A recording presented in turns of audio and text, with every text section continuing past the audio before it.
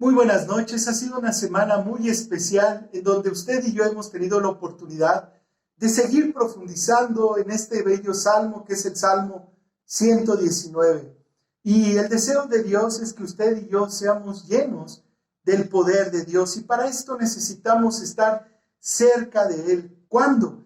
En cada momento de nuestra vida. Y el día de hoy tomaremos nuevamente una porción más de este bello salmo y nos vamos a centrar en el versículo 89, que dice lo siguiente: para siempre, oh Jehová, permanece tu palabra en los cielos. Sobresale en este versículo esta palabra que dice permanece. Y Dios es fiel en esto, hermanos. Y quiero respaldarme con dos citas. Dice Mateo en el capítulo 24, versículo 35, lo siguiente: el cielo y la tierra pasarán, pero mis palabras no pasarán. Apocalipsis capítulo 1, versículo 8.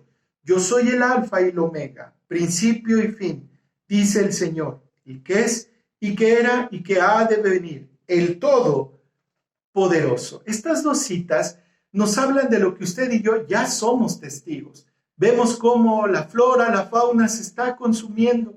Algunos hablan del calentamiento global, pero vemos cómo esto se va a acabar. El cielo y la tierra, dice, pasarán, pero ¿qué es lo que permanece?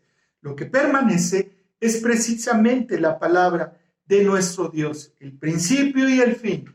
Todo comienza en Dios y todo termina con Él. Pero el salmista le da la orientación a los cielos, dice, permanece tu palabra en los cielos. Y esto obedece a que el Salmo, capítulo 19, versículo 1, dice, los cielos cuentan la gloria de Dios y el firmamento anuncian la obra de sus manos.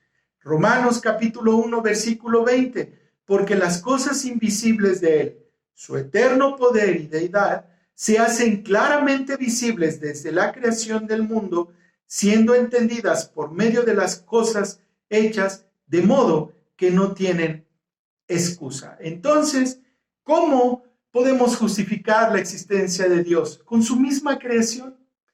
Los cielos cuentan la gloria de Dios. Y dice Pablo que no tiene nadie excusa porque su eterno poder y su deidad se hacen claramente visibles. O sea, hay un Dios, hay un inicio, hay un principio y en eso hay un propósito. En una ocasión, Pablo estaba predicando allá en Atenas con los griegos.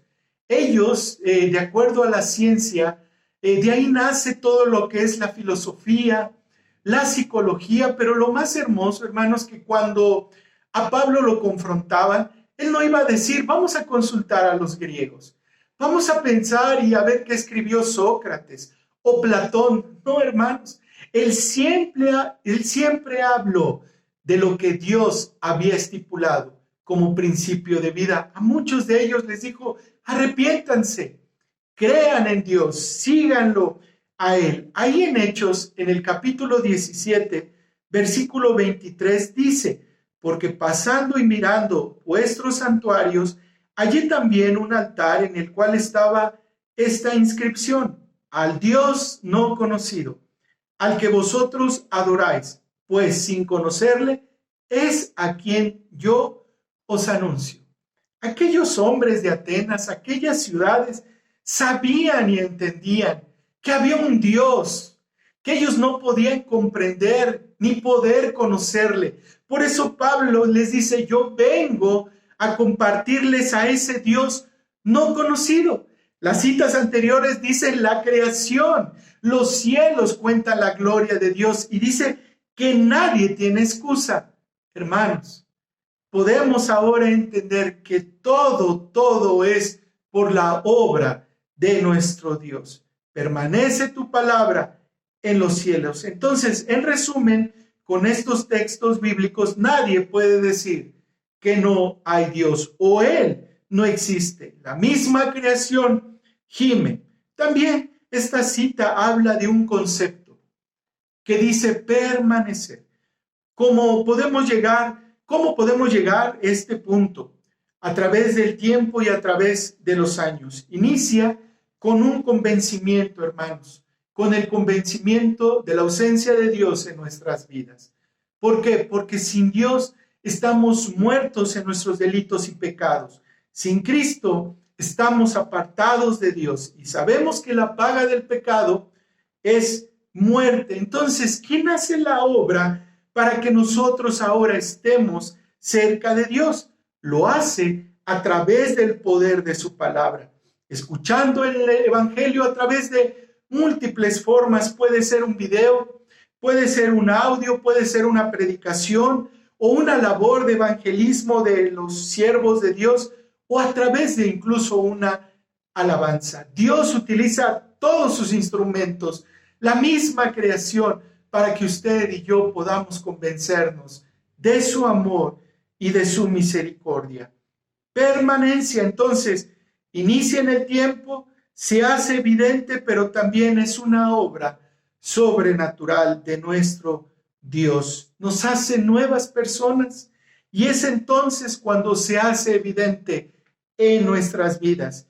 La emoción, hermanos, puede durar, pero no permanece. El gusto llega y puede deleitarse, pero no permanece. La conversión, la verdadera conversión que hace nuestro Dios en nuestras vidas, es esa la que permanece.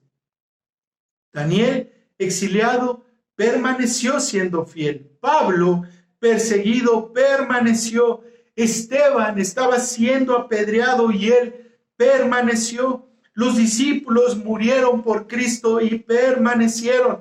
Nuestros hermanos en el circo romano, abrazados, llenos de miedo, llenos de temor, porque ellos no querían morir, permanecieron. Entonces, hermanos, esta pandemia, esta escasez, esta nueva modalidad de vida no nos debe de alejar de Dios. Por el contrario, nos debe de acercar más a Él. ¿Por qué insistir en este concepto de permanecer? ¿Por qué profundizar tanto, hermanos? Porque es lo más difícil. Mucha gente parece cristiano, parece que sí, se afirma, pero hoy se ha apartado, hoy se ha alejado de su Creador. ¿Por qué? Porque se ha roto la costumbre, se ha roto la rutina. Hoy tenemos que volvernos a Dios y pedirle fortaleza para seguir permaneciendo cerca de Él. Versículo 90. De generación en generación es tu fidelidad. Tú afirmaste la tierra y subsiste. Si permanecemos, seremos bendecidos. Y no solamente nosotros, hermanos, sino que dice este salmo, de generación en generación. Y esto es una promesa de Dios. Adán, permaneció su linaje en Set. David en Salomón. Una vez Pablo predicando ahí en la iglesia de Filipos, en el capítulo 16, versículo 31 al 34, nos dice, ellos dijeron, cree en el Señor Jesucristo y serás salvo tú y tu casa. Versículo 32, y le hablaron la palabra del Señor a él y a todos los que estaban en su casa. Y él, tomándolos en aquella misma hora de la noche, les lavó las heridas y enseguida se bautizó él con todos los suyos. Versículo 34, y llevándolos a su casa, les puso la mesa y se regocijó con toda su casa de haber creído en Dios. Entonces la bendición viene e inicia en alguien de nuestra familia, pero eso va a trascender. ¿Cuándo? De generación en generación. Tu vida y mi vida o acerca a nuestra familia a la luz. Escucho la fidelidad de algunas de mis hermanas. Ahí va mi hijo, pastor, ahí va, ahí la lleva. Y qué hermoso es poder decir, siga orando, siga creyendo, siga permaneciendo fiel al Señor. Ahí va mi esposo, como que sí, quiere acercarse, siga. Hermana, un día Dios terminará la obra en ellos. Permanece entonces, permanece hermano, permanece hermana. La idea de ser cristiano no es agarrarlos ahora a bibliazos o tener el pretexto ya de exhortarlos con una enseñanza, sabes, terminarán alejándose aún más. El hecho de que seamos cristianos es que ahora mostremos con nuestra vida que hemos creído y que estamos buscando cada día y en cada momento ser como nuestro Señor Jesucristo. Las palabras entonces pueden convencer, pero los ejemplos, hermanos, son más fuertes. Los ejemplos nos impulsan a seguir a otros. Pero si no ven testimonio, ni en ti ni en mí, será muy difícil poder impactar la vida de generación en generación. Pero sin duda hay excepciones de ese amor, del amor de Dios. Joven, tú a lo mejor eres el primero, a lo mejor tus padres ni tus abuelos son los que desean estar cerca de Dios, pero Dios le está llamando a usted. Señorita, Dios le está llamando a usted. Joven, amigo, amiga, Dios le está llamando a usted. Posiblemente sea el primer creyente en su familia, pero vea qué hermosa promesa. De generación en generación permanece su palabra. Mi mensaje entonces se centra y se apoya y se respalda en esta cita. Sigamos a Cristo. Él no falla. Él es fiel. Tenemos la bendición de ser los primeros cristianos en abrir brecha incluso, pero esto va a ser en generación en generación. Yo te quiero preguntar, y con mucho amor lo hago, ¿cómo quisieras que fueran tus hijos o tus nietos? ¿O por qué no pensar en tus bisnietos? ¿Cerca de Dios o lejos de Dios? Ahora hablemos del señorío de nuestro Dios. Siguiente versículo, el 91. Por tu ordenación subsisten todas las cosas hasta hoy, pues todas ellas te sirven. Job, en el capítulo 26, versículo 10, dijo: puso límite a la superficie de las aguas, hasta el fin de la luz y las tinieblas. Entonces, todo lo que existe está ordenado hasta el día de hoy por nuestro Dios. Proverbios capítulo 8, versículo 27 nos dice: cuando formaba los cielos, allí estaba yo. Cuando trazaba el círculo sobre la faz del abismo, ahí estaba yo. ¿Se imaginan? La ciencia nos redacta la historia universal. Dice al principio que la tierra era plana. Pero, hermanos, esto ya existía. El primer libro que se escribe es Job. Y nos dice que el Señor ya había puesto límites entre las aguas. El proverbista nos dice que él ya había trazado un círculo. Isaías en el capítulo 40, versículo 22 nos dice: él está sentado sobre el círculo de la tierra, cuyos moradores son como langostas. Él extiende los cielos como una cortina, los despliega como una tienda para morar. El libro de Isaías se escribe 600 años antes de Cristo. Y miren qué hermosa cita. Él está sentado sobre el círculo de la tierra. ¿Quién? Nuestro Dios. Así es. Juan, en el capítulo 10, versículos 27 y 28 nos dice: mis ovejas oyen mi voz, y yo las conozco y me siguen, y yo les doy vida eterna, y no perecerán jamás, ni nadie las arrebatará de mi mano.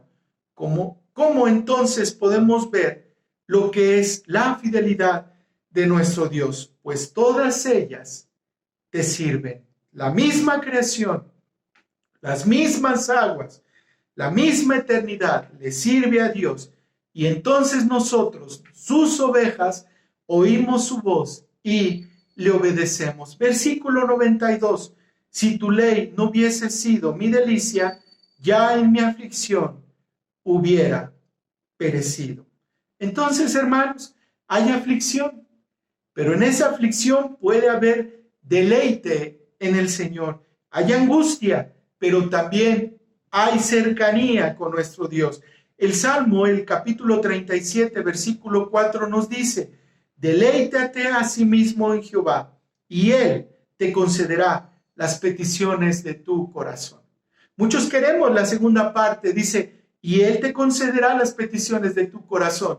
Pero tenemos que hacer la primera parte, deleitarnos. Y esto obedece a dos cosas directas, hermanos, en la oración y en el conocimiento de su palabra. De esa manera nos podemos deleitar en él. Entonces, ¿qué es el domingo? El domingo es el inicio y la conclusión de todo lo que usted y yo estuvimos haciendo durante la semana. Hermanos, en sentido estricto, media hora de alabanza, 40 minutos de predicación, no va a poder atender todas las necesidades que tenemos durante la semana. Por eso este salmo nos dice, deleítate a sí mismo en Jehová, búscalo a él, instruye tu cuerpo, tu mente hacia él. Y esto dice, y él concederá las peticiones de nuestro corazón. Cuando nos deleitamos en él, hermanos, nuestras peticiones van a ser espirituales. Cuando nos deleitamos en Dios, nuestro clamor será en adorar a nuestro Dios. Entonces, hermanos, tenemos aflicción, tenemos angustia, necesitamos más de nuestro Dios. Después de esto, termina el Salmo de los versículos 93 al 95 diciendo lo siguiente: nunca jamás me olvidaré de tus mandamientos, porque con ellos me has vivificado. Tuyo soy yo, sálvame, porque he buscado tus mandamientos. Los impíos me han aguardado para destruirme, mas yo consideraré tus testimonios. Tres frutos de la fidelidad y del deleite del salmista hacia Dios. Dice, no me olvidaré, tuyo soy y consideraré. Entonces, esto habla que todo, hablando personalmente, lo que dice el salmista, alma, cuerpo y espíritu, estaba dedicado a Dios, estaba consagrado a Él. Entonces, hermanos, ¿de quién somos? Así es, somos de nuestro Dios. A Él sea la gloria. Quiero concluir con el versículo 96 que dice, a toda perfección he visto fin, amplio sobremanera es tu mandamiento. Un día esto se acabará. Pero, pastor, llevamos 2000 años y no ha pasado nada. Bueno, a lo mejor este mundo no se acabará, pero nuestros días sí se acabarán. Y creo que esto cambia completamente la perspectiva y nos lleva a lo que dice este bello salmo. A toda perfección he visto fin. Nuestra juventud se va a acabar. Nuestras fuerzas se van a ver limitadas. Nuestra salud se va a ver en riesgo. Entonces, ¿qué tenemos que hacer? Volvernos a Dios. Cada día está más cerca este encuentro tan especial de estar por una eternidad con nuestro Dios. Y mientras esto no suceda, alabemos, conozcamos a Dios, profundicemos en su palabra. Hermanos, esto es una bendición porque esto va a trascender. Cuando tú y yo permanecemos, Dios es fiel, que esa bendición viene en cascada de generación en generación. Por eso hoy vamos a orar y pedirle a nuestro Dios que Él nos siga afirmando, que en los momentos de duda podemos volvernos a Él. En los momentos de aflicción podamos encontrar ese gozo en su palabra. Oremos en esta noche. Padre, ha sido una semana muy especial, donde hemos conocido más cuál es tu voluntad. Versículo tras versículo, salmo tras salmo, Señor, llevándonos a ti, Padre amado. Sin duda tú consideras momentos de debilidad de nuestra vida, que es la aflicción. Pero vemos, Padre, y fuimos instruidos el día de hoy en una palabra de que nos lleva a la permanencia. Si nosotros permanecemos fieles, Padre, nuestra fidelidad va a trascender de generación en generación. Padre, que esa semilla que tú has depositado en nuestra vida, en nuestros corazones, germine, Señor. Nos lleve a llevar fruto al 100%, Señor. Perdónanos, Padre, si algunos no hemos permanecido cerca de ti. A lo mejor, Padre, por una situación u otra nos hemos apartado, nos hemos alejado. Pero en esta noche, Padre amado, buscamos nuevamente tu dirección. Nos volvemos a ti, Padre amado. Queremos ese deleite que solamente proviene de tu palabra, Señor. Un día el rey David dijo, regrésame el gozo de tu salvación. Padre, esta es nuestra oración. Esta es nuestra petición. ¿Por qué, Padre? Porque todo lo que vemos y todo lo que existe te pertenece a ti, porque tú eres el Rey de Reyes y Señor de Señores. Así lo creemos y así lo confesamos. En Cristo Jesús oramos. Amén. Que tenga un excelente fin de semana y que Dios le bendiga.